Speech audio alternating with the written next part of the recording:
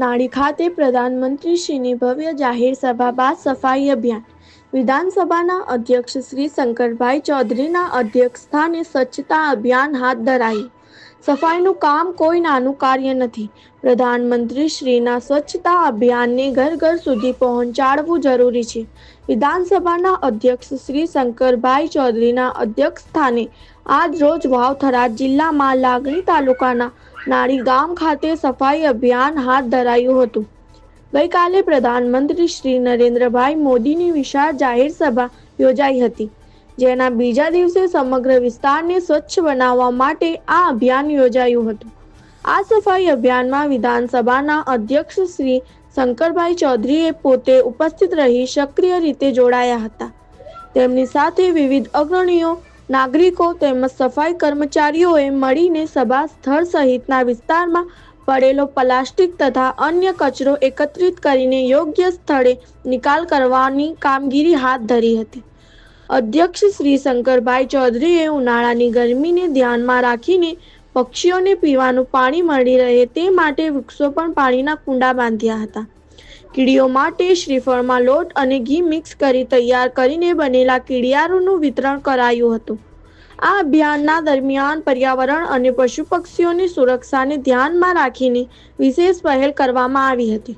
પક્ષીઓ માટે વૃક્ષો પર પાણીના કુંડા બાંધીને પીવાના પાણીની વ્યવસ્થા કરવામાં આવી, જ્યારે કીડીઓના સંરક્ષણ માટે શ્રીફળમાં લોટ અને ઘી મિશ્રિત કરીને કીડિયારું તૈયાર કરવામાં આવ્યું હતું.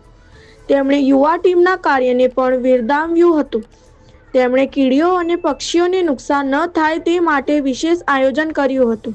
સમગ્ર અભિયાનમાં જોડાયેલા તમામ કાર્યકરો, સફાઈ કર્મચારીઓ અને યુવાનો તેમણે આભાર વ્યક્ત કર્યો હતો. Reporter Bhikhabhai, MD news Gujarati, Banaskantha.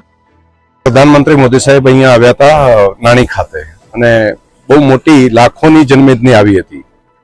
તો આજે અમારા કાર્યકર્તાઓ અને ખાસ કરીને સફાઈ સાથે કામ કરવા વાળા ભાઈ બહેનો છે, એ બધાએ સાથે મળીને આજે અહીંયા પ્લાસ્ટિક વીણી અને બધાને ડમ્પિંગ કરવા માટે જ્યાં જ્યાં પ્લાસ્ટિક હોય, બાકી કચરો પડ્યો હોય, સાફ કરવા માટેનો કાર્યક્રમ રાખ્યો. અને અહીંયા ખૂબ મોટી સંખ્યામાં કાર્યકર્તાઓ અને સફાઈ કામ કરવા વાળું તંત્રના કાર્યકરો બધા ભેગા મળીને આજે સફાઈના એક કાર્યક્રમની અંદર અમે જોડાયા. તો એક સેવા પરમો ધર્મ અને શ્રમનો એક મહિમા છે, તો સાથે મળીને શ્રમનું કામ કરીએ એ માટે પણ આવ્યા.